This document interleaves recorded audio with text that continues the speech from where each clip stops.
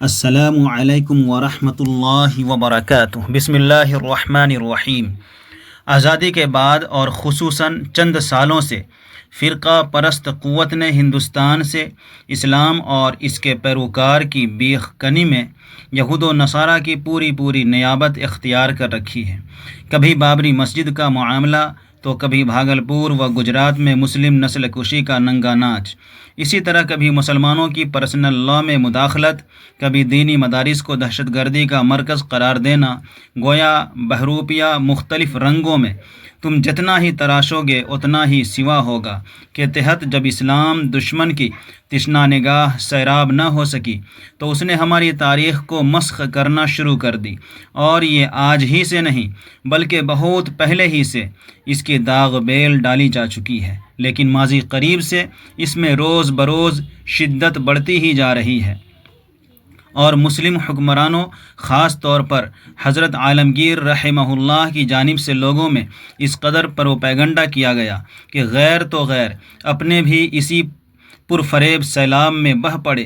نیز لوگوں کے ذہنوں میں یہ سوال بھی جنم لینے لگا کہ آیا ہندوستان میں مسلمانوں کا ورود باعث رحمت ہے یا زحمت؟ متعصب مورخین کی دوغلی پالیسی کے علی الرغم اکثر لوگوں کا زاویہ فہم اس حد تک پہنچ چکا ہے کہ مسلم حکمران ہندو پر تشدد، نیز ان کے مقامات مقدسہ کی پوری بے حرمتی کی ہے اور مذہبی آزادی سلب کر لی گئی تھی، لیکن انسان لاکھ اپنی آنکھ بند کر کے روشن سورج کو جھٹلائے پھر بھی سورج روشن ہی رہے گا۔ اس کی چمک دمک پر اس ناداں کی آنکھ مچولی سے ہرگز تاریکی طاری نہیں ہو سکتی۔ چنانچہ ذیل کے سطور میں انہی واقعات و حقائق پر روشنی ڈالی جائے گی اور اس نقطے کو نکھارا جائے گا کہ ہمارے جتنے بھی دعوے ہیں بغیر دلیل کے نہیں بلکہ مکمل ثبوت کے ساتھ ہیں۔ ورود اسلام سے قبل ہندوستان کا مذہب۔ ہندوستان میں مسلمانوں کی آمد سے پہلے کی حالت کا سرسری جائزہ بھی ناگزیر ہے۔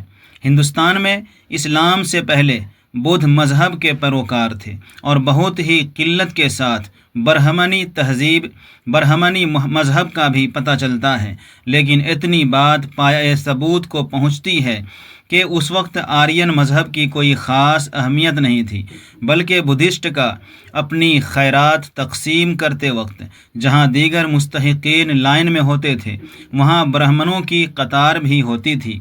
مختصر تاریخ ہند 117 118 از مسٹر ہنٹر۔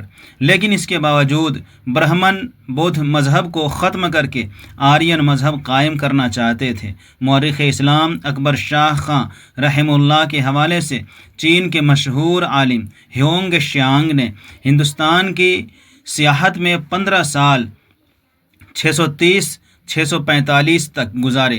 اتنی ہی مدت میں ہندوستان کے چپا چپا کی سیر کر لی اور ہر مقامات پر اپنے ماننے والوں کا تذکرہ کرتا ہے۔ چنانچہ دوران سفر کئی جگہ ڈاکوؤں کے پنجے میں گرفتاری کا ذکر بھی کرتا ہے اور ہمیشہ ان لٹیروں کو کافر اور بے دین بتاتا ہے، حالانکہ وہ برہمنی مذہب کے پیروکار اور بدھ کے مخالف تھے۔ آئینہ حقیقت نما، صفحہ 84۔ اسلام سے پہلے ہندوستان کی مذہبی حیثیت۔ ہندوستان میں بدھ مذہب کو راجہ اشوک کے زمانے میں کافی ترقی ملی، لیکن اس کے بعد اس کے شہنشاہی ٹکڑوں میں منقسم ہو گئی، جس کا لازمی نتیجہ یہ ہوا کہ بدھ کی اصل تعلیمات مسخ ہو گئیں اور عبادت و اخلاق کی بنیاد کھوکھلی ہو کر رہ گئی، کیونکہ اشوک کے عہد کو 900 برس اور گوتم بدھ کے زمانے کو تقریباً 1200 برس ہو چکے تھے۔ آئینہ حقیقت نما، صفحہ 85 تا 86۔ چنانچہ پورا معاشرہ بت پرستی و بدعقیدگی اور شدت پسندی کی دلدل میں پھنسا ہوا تھا۔ اسی زمانے کے احوال کی نقاب کشائی اکبر شاہ اس طرح کرتے ہیں کہ یہاں یعنی سندھ میں عام طور پر بت پرستی رائج تھی۔ مجرموں کی شناخت کے لیے ان کو جلتی ہوئی آگ میں گزارنے کا عام رواج تھا۔ اگر آگ میں جل گیا تو مجرم اور بچ گیا تو بے گناہ تھا۔ پھر مزید کچھ آگے فرماتے ہیں کہ جادو کا عام طور پر رواج تھا۔ غیب کی باتیں اور شگون کی تاثیرات بتانے والوں کی بڑی گرم بازاری تھی۔ محرمات ابدی کے ساتھ شادیاں کر لینے میں تأمل نہ تھا۔ چنانچہ راجہ داہر نے اپنی حقیقی بہن کے ساتھ پنڈتوں کی ایما سے شادی کی تھی۔ رہزنی اکثر لوگوں کا پیشہ تھا۔ ذات باری تعالیٰ کا تصور معدوم ہو کر اعلیٰ و ادنیٰ پتھر کی مورتوں اور بتوں کو حاجت روا سمجھتے تھے۔ آئینہ حقیقت نما، صفحہ 174 175۔ اسی دور کا تذکرہ کرتے ہوئے علی میاں ندوی رحمہ اللہ تعالی منوشاستر کے حوالے سے فرماتے ہیں کہ اس وقت عام طور پر ہندو مذہب نت نئے دیوتاؤں یہاں تک کہ اعلی تناسل تک کا پوجا جانا بھی بڑی اہمیت رکھتا تھا، اور آج بھی یہ طریقہ ہندوؤں میں رائج ہے۔ لا حول ولا قوت الا باللہ۔ طبقہ واریت بے انتہا تھی، یہاں تک کہ ایک قوم شودر نامی ہے جس کے متعلق منوشاستر صفحہ 6 پر ہے۔ اگر کوئی شودر کسی برہمن کو ہاتھ لگائے یا گالی دے تو اس کی زبان تالو سے کھینچ لی جائے۔ اگر اس کا دعویٰ کرے کہ اس کسی برہمن کو وہ تعلیم دے سکتا ہے تو کھولتا ہوا تیل اس کو پلایا جائے۔ کتے، بلی، میڈک، چھپکلی، کوے، الو اور شودر کے مارنے کا کفارہ برابر ہے۔ یعنی اگر برہمن کا کوئی شخص دوسری ذات والے کو قتل کر دے تو فقط اس کی اتنی سی سزا کہ اس کا سر مڑوا دیا جائے، اور اس کے برعکس دوسری قوم کے لوگ برہمن کے سامنے لب کشائی بھی کریں تو ان کی جان کے لالے پڑ جائیں۔ یہ تھی ہندو مذہب کی ادنا جھلک۔ عرب و ہند کے تعلقات کا پس منظر۔ بعثت نبوی صلی اللہ علیہ وآلہ وسلم سے بھی پہلے ہندوستان کے مختلف قبائل زت یعنی جاٹ، مید، سیابچا یا سیابجا، احامرا، اساورا، بیاسرا اور تکری یعنی ٹھاکر کے لوگوں کا وجود بحرین، بصرہ، مکہ اور مدینہ میں ملتا ہے۔ چنانچہ 10 ہجری میں نجران سے بنو حارث بن کعب کے مسلمانوں کا وفد حضرت صلی اللہ علیہ وآلہ وسلم کی خدمت میں حاضر ہوا تو آپ صلی اللہ علیہ وآلہ وسلم نے ان کو دیکھ کر فرمایا، یہ کون لوگ ہیں جو ہندوستانی معلوم ہوتے ہیں؟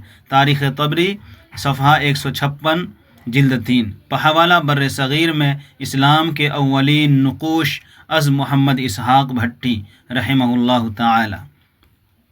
مزید اسحاق بھٹی رحمہ اللہ تعالی اپنی مذکورہ کتاب میں فرماتے ہیں، کتب تاریخ و جغرافیہ سے واضح ہوتا ہے کہ جاٹ بر صغیر سے ایران گئے اور وہاں کے مختلف بلاد و قصبات میں آباد ہوئے، اور پھر ایران سے عرب پہنچے اور عرب کے کئی علاقوں میں سکونت اختیار کر لی۔ ایضاً صفحہ 18۔ نیز تاریخ میں ان قبائل کا بزمانہ خلافت شیخین حضرت ابوبکر و عمر رضی اللہ عنہما حضرت ابو موسیٰ اشعری رضی اللہ عنہ کے ہاتھ پر مسلمان ہونے کا ثبوت بھی ملتا ہے۔ ایضاً صفحہ 25۔ خلاصہ یہ کہ یہ قبائل عرب کے ساتھ گھل مل گئے۔ ان قبائل میں سے بعضوں کے بہت سے رشتہ دار تھانہ، بھڑوچ اور اس نواح کے مختلف مقامات میں جو بحر ہند کے ساحل پر تھے آباد تھے۔ بالآخر عرب و ہند کے درمیان شدہ مراسم بڑھتے گئے، یہاں تک کہ بر صغیر، متحدہ ہند اور عرب کا باہم شادی و بیاہ کا سلسلہ بھی چل پڑا۔ اس ہم آہنگی کی سب سے اہم کڑی عرب و ہند کے تجارتی تعلقات تھے۔ یہی وجہ ہے کہ ہندوستان کے نت نئے اشیاء خورد و نوش وغیرہ، ناریل، لونگ، سندل، روئی کے مخملی کپڑے، سندھی مرغی، تلواریں، چاول اور گیہوں اور دیگر اشیاء عرب کی منڈیوں میں جاتی تھیں۔ ایضاً صفحہ 29۔ اس واقعے کی تصریح ایک مصری مورخ یوں کرتا ہے: جنوبی عرب سے آنے والے تجارتی قافلوں کی ایک منزل مکہ مکرمہ تھا۔ یہ قافلے ہندوستان اور یمن کا تجارتی سامان شام اور مصر کو لے جاتے تھے۔ اثناء سفر میں یہ لوگ مکہ مکرمہ میں قیام کرتے اور وہاں کے مشہور کنویں زمزم سے سیراب ہوتے اور اگلے دن کے لیے بقدر ضرورت زمزم کا پانی ساتھ لے جاتے تھے۔ عرب و ہند عہد رسالت میں بحوالہ الجمل فی تاریخ الادب العربی صفحہ 27۔ ہند میں طلوع اسلام۔ یوں تو لوگوں میں مشہور ہے کہ ہندوستان میں اسلام کی روشنی بزور تیر و شمشیر سب سے پہلے سرزمین سندھ پر پڑی، لیکن یہ واقعہ 93 ہجری کا ہے، جبکہ اس سے بہت پہلے بعہد فاروقی 15 ہجری ہی میں مالابار اور سراندیب کے علاقوں میں اسلام کی خوشبو پھیلنا شروع ہو گئی تھی، اور سلسلہ وار عہد عثمانیہ سے خلافت امیہ تک یکے بعد دیگرے بہت سے حضرات رسالت و توحید کی روشنی جنوبی ہند میں لالا کر اس علاقے کے گوشہ گوشہ کو روشن کرنے میں ہماتن منہمک تھے، اور اسلام کسی خلل و رکاوٹ کے بغیر پھیل رہا تھا اور لوگوں کے ذہن و دماغ کو مسخر کیے جا رہا تھا۔ یہی وجہ ہے کہ مالابار کا راجہ زمورن یا سامری نے معجزہ شق قمر کا چشم دید مشاہدہ کیا اور تاریخ و دن محفوظ کر کے تحقیق شروع کر دی۔ معلوم ہوا کہ عرب میں ایک پیغمبر پیدا ہوئے ہیں، انہی کا یہ معجزہ تھا۔ آئینہ حقیقت نما صفحہ 71-72 از مورخ اسلام اکبر شاہ خان نجیب آبادی۔ الحاصل راجہ نے بسر و چشم اسلام قبول کر لیا اور اپنی سلطنت ترک کر کے سراپا ہدایت و رحمت صلی اللہ علیہ وآلہ وسلم کی بے پناہ اشتیاق میں ان کے کوچے کی طرف چل پڑا، لیکن وقت کا سوائے خدا کسی کو علم نہیں۔ قبل اس سے کہ وہ اپنی تشنگی بجھاتا، دل کے ارماں دل ہی میں لیے ہوئے مالک حقیقی سے جا ملا۔ رہا محمد بن قاسم کا ہندوستان پر حملہ کا سوال، تو اس کا مضبوط جواب یہ ہے کہ حملہ کے اصل اسباب راجہ داہر کے سیاہ کرتوت اور اس کے ہمراہیوں کی دراندازی تھی۔ سرزمین ہند پر مسلم حکمراں کے قدم اور ان کے اثرات و نتائج۔ ہندوستان پر مسلمان حکمرانوں کی تہذیب و تمدن کے اثرات کے پیش نظر علامہ شبلی رحمہ اللہ تعالی کا نظریہ انہی کے الفاظ میں تحریر کیا جائے گا تاکہ آئندہ سطور کو سمجھنے میں سہولت ہو۔ فرماتے ہیں، کسی غیر قوم کا کسی غیر ملک پر قبضہ کرنا کوئی جرم نہیں، ورنہ دنیا کے سب سے بڑے فاتح سب سے بڑے مجرم ہوں گے، لیکن یہ دیکھنا چاہیے کہ فاتح قوم نے ملک کی تہذیب و تمدن پر کیا اثر پیدا کیا۔ چنگیز خاں فتوحات کے لحاظ سے دنیا کا فاتح اعظم ہے، لیکن اس کی داستان کا ایک ایک حرف خون سے رنگین ہے۔ مرہٹے ایک زمانے میں تمام ہندوستان پر چھا گئے، لیکن اس طرح کہ آندھی کی طرح اٹھے، لوٹا مارا، چوتھ یعنی آمدنی کا چوتھائی وصول کیا اور نگل گئے۔ بخلاف اس کے متمدن قوم جب کسی ملک پر قبضہ کرتی ہے تو وہاں کی تہذیب و تمدن دفعتاً بدل جاتی ہے۔ سفر کے وسائل، رہنے سہنے کا طور، کھانے پینے کے طریقے، وضع و لباس کا انداز، مکانوں کی سجاوٹ، گھروں کی صفائی، تجارت کے سامان، صنعت و حرفت کی حالت، ہر چیز پر ایک نیا عالم نظر آتا ہے، اور گو مفتوح قوم ضد سے احسان نہ مانے، لیکن در و دیوار سے شکر گزاری کی صدائیں آتی ہیں۔ اسلامی حکومت اور ہندوستان میں اس کا تمدنی اثر صفحہ 1-2۔ یوں تو ہلکی پھلکی جھڑپیں 15 ہجری ہی سے شروع ہو چلی تھیں، نیز سندھی قیدیوں کا جن کو ایران لڑائی کے وقت کام میں لاتا تھا، عربوں کے ساتھ ہم محاذ ہونے کا اشارہ بھی تاریخ سے ملتا ہے، لیکن باضابطہ ہند پر حملہ کا نقشہ یوں ہے۔ راجہ داہر کی سرکشی مسلمانوں کے خلاف حد سے متجاوز ہونے کی وجہ سے سب سے پہلے عراق کے گورنر حجاج نے محمد بن قاسم کو ہندوستان کی طرف 12,000 افواج ما اسباب و آلات حرب و ضرب کے راجہ داہر کی گوشمالی کے لیے روانہ کیا۔ جس کا نتیجہ یہ برآمد ہوا کہ اسلامی لشکر جرار کی راجہ داہر کی فوج سے زبردست معرکہ ہوا اور راجہ داہر مارا گیا۔ اس طرح سے اللہ تعالی نے ہندوستان کی سرزمین کو ظلم و سرکشی سے پاک کر دیا۔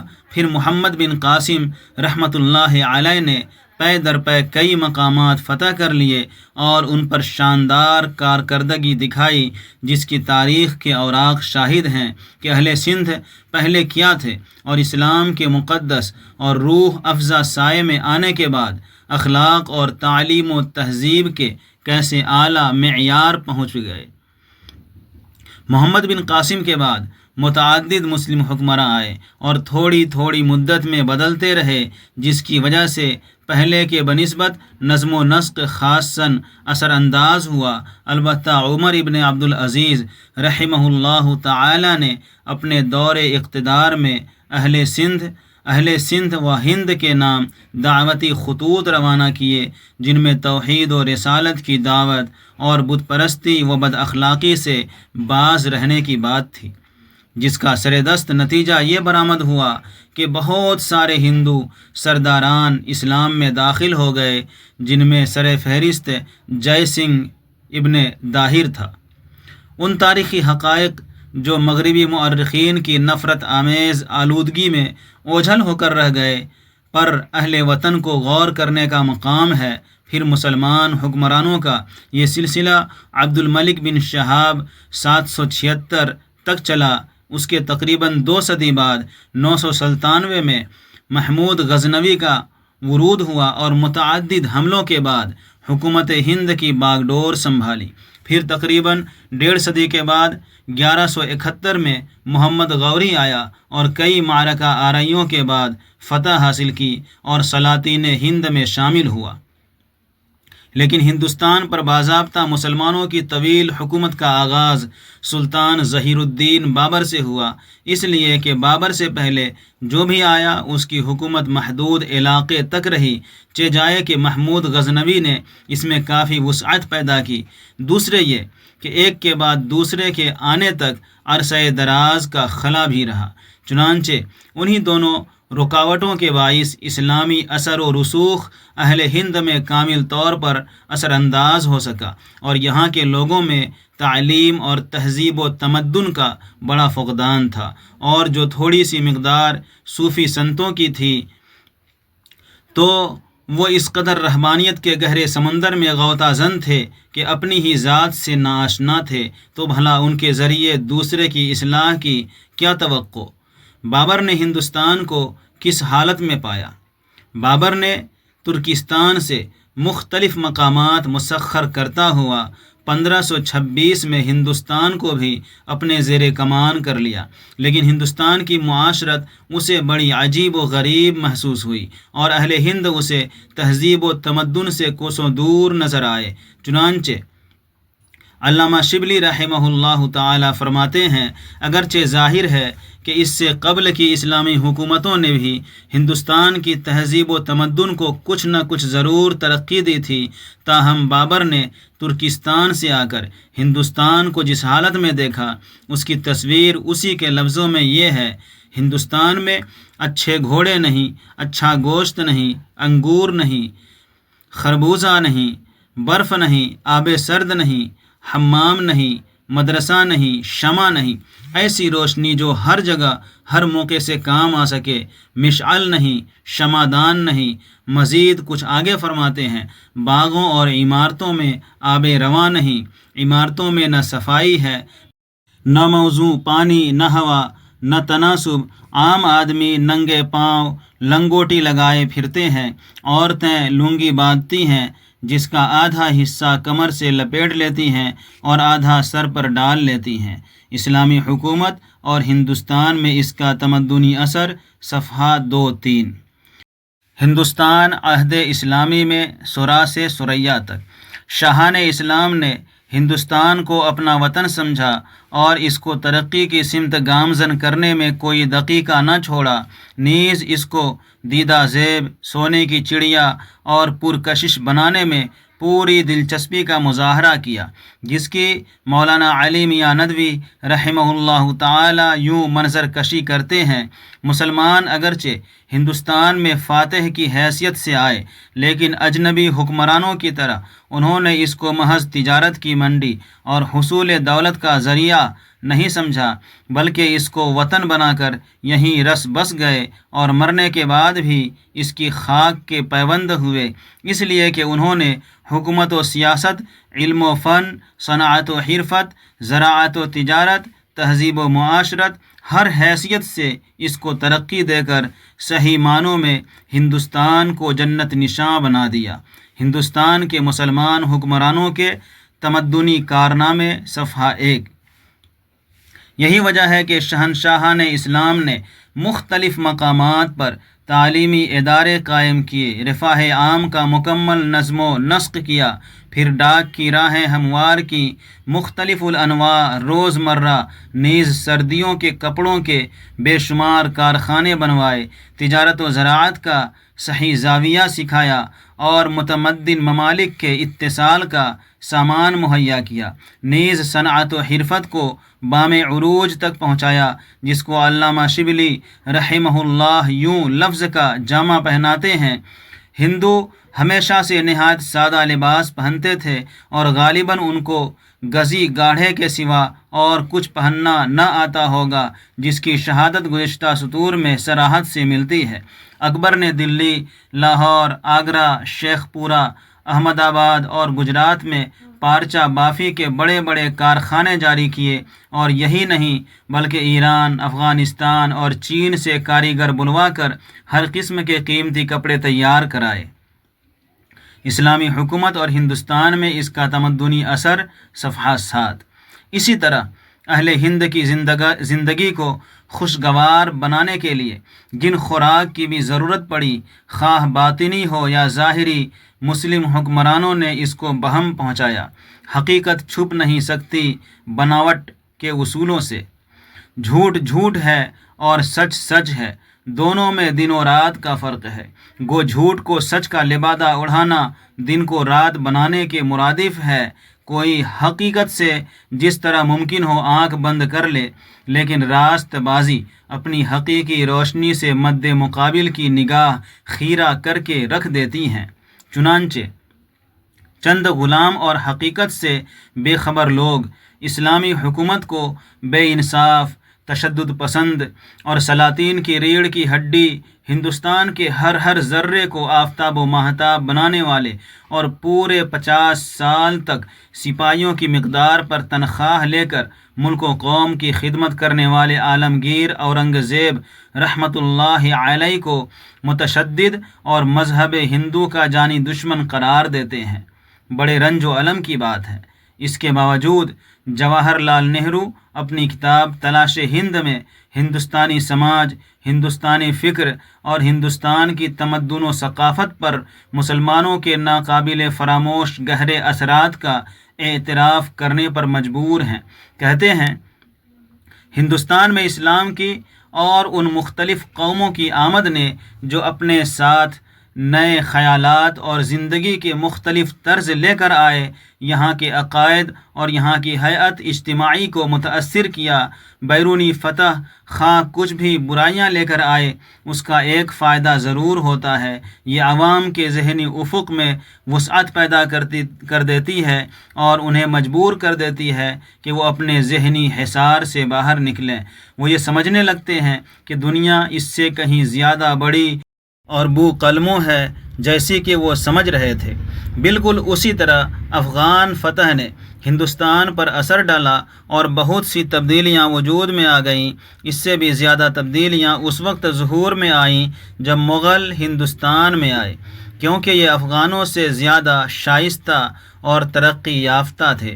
انہوں نے ہندوستان میں خصوصیت کے ساتھ اس نفاست کو رائج کیا جو ایران کا حصہ تھی۔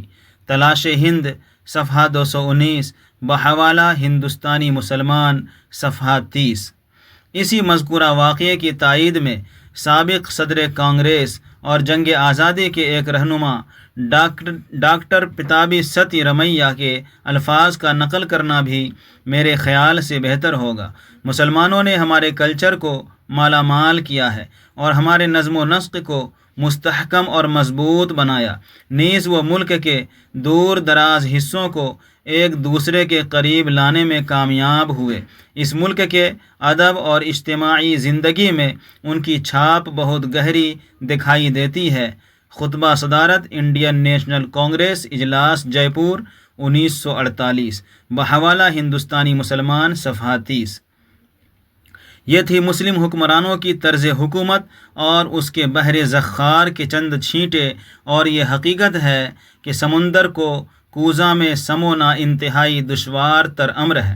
آج ہمارے اہل وطن ان حکمرانوں کے احسانات جس طرح بھی ہو فراموش کر دیں، لیکن ان کے لگائے ہوئے اس سدا بہار گلشن کی دل ربائی سے اپنی آنکھ اور ان کے عطر بیز پھولوں سے اپنی ناک کب تک بند کریں گے، جبکہ خود اسی باغ کے بلبل ہیں اور پرورش پا کر اس کی خوشبوؤں سے لہلہا رہے ہیں۔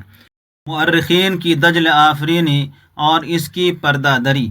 ہمارے بعض اہل وطن کی نگاہ میں تمام مسلم حکمرانوں میں سب سے بڑا مجرم سلطان اورنگزیب ہے، اور اس پر عائد تمام جرائم میں سے سب سے بڑا جرم ہندوؤں کے ساتھ تشدد اور ان کے منادر کو منہدم کر کے مساجد کی تعمیر ہے۔ لیکن اس خود تراشیدہ الزام کا حقیقت سے کس قدر تعلق ہے، ہر وسیع النظر مؤرخ اس کے صحیح نتیجہ تک بڑی آسانی سے پہنچ سکتا ہے، لیکن صد افسوس کہ بعض کوتاہ نظر مؤرخین جو متعصب یورپین کے اس بہکاوے پر کہ کوے تمہارے کان لے جا رہے ہیں، تو یہ تنگ بھی مورخ بجائے اپنی عقل کو کام میں لاتے ہوئے اپنے اپنے کانوں کا جائزہ لیتے یکلخت کوے کی طرف بھاگ پڑے اور حقیقت سے بالکلیہ بے خبری کا ثبوت دیا۔ حالانکہ عالمگیر نے انہی مندروں اور مسجدوں کو نقصان پہنچایا جو باغیوں کی پناہ گاہ بن چکی تھیں۔ اگر ایک طرف عالمگیر کے ہاتھوں متھرا اور بنارس کے مندروں کو ظاہری نقصان پہنچا، تو دوسری طرف اسی نے بیجاپور کی جامع مسجد کو بھی زمین سے ملوا دیا۔ نیز گولکنڈہ کی مسجدیں بھی اس زد میں آئیں، جس کی شہادت ایک منصف مزاج ہندو مورخ بی این پانڈے کی تحریر میں دیکھی جا سکتی ہے۔ تحریر کرتے ہیں، یہ بات بالکل غلط ہے کہ متھرا اور بنارس کے یا کہیں دوسری جگہ کے منادر کو توڑ کر مسجدیں تعمیر کرائیں۔ اب خود وہ مورخ اپنی فہم کو وسیع کرے جس نے بہار کے کالج میں داخل شدہ ایک کتاب میں صاف طور پر یہ سوال قائم کر دکھایا ہے کہ اورنگزیب نے مندر منہدم کروا کر کون سی مسجد تعمیر کروائی، اور جناب پانڈے اسی پر بس نہیں کرتے بلکہ آگے مزید گویا ہیں۔ مہاکال مندر اجین، بالاجی مندر چترکوٹ کا، ماکھیا مندر گوہاٹی، جین مندر گرنار، گرودوار رام رائے دہرادون وغیرہ کو عالمگیر نے جاگیر عطا کرتے ہوئے اس دعا کی ہدایت کی کہ اس کے خاندان میں تا قیامت حکومت بنی رہے، بحوالہ عہد وسطیٰ میں مشترکہ تمدن اور قومی یکجہتی، صفحہ 156۔ اسی طرح دیگر بعض مورخین نے محمود غزنوی پر بھی اپنا سارا نزلہ اتارا ہے، اور اس کے اندر سب سے بڑی خامی یہ بتائی جاتی ہے کہ وہ ہندو کو زبردستی مسلمان بناتا تھا اور جو انکار کرتا اسے قتل کر دیتا تھا۔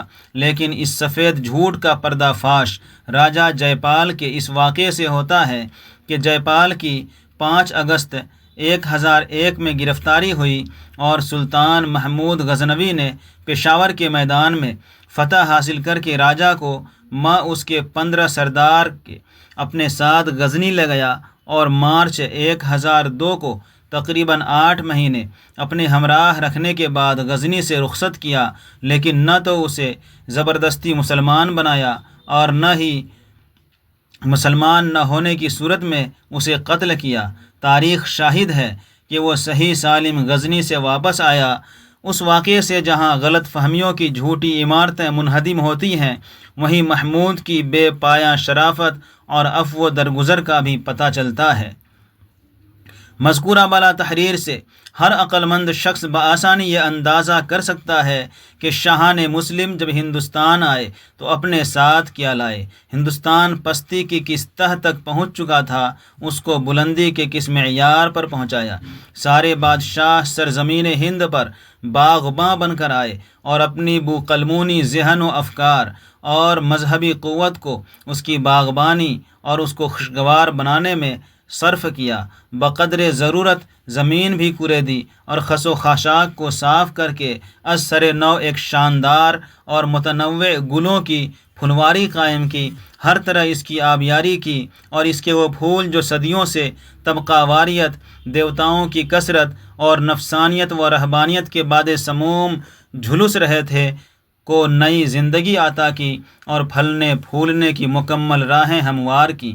خلاصہ یہ ہے کہ آج اگر ہم تعصب و نفرت کی دبیز تہ کا آپریشن کر کے فرقہ واریت کی ہلاکت خیز بیماری سے نجات چاہتے ہیں اور ہندو مسلم ایکتا قائم کرنے کے خواہاں ہیں، تو ہمیں یورپ کی دجل آفرینی جال سازیوں سے اپنی نگاہوں کو موڑ کر حق و انصاف کی صحیح کسوٹی اختیار کرنا ہوگی اور تعصب و اختراعات سے بالاتر ہو کر نسل جدید کے سامنے اپنے ملک و وطن کی صحیح تاریخ پیش کرنا ہوگی۔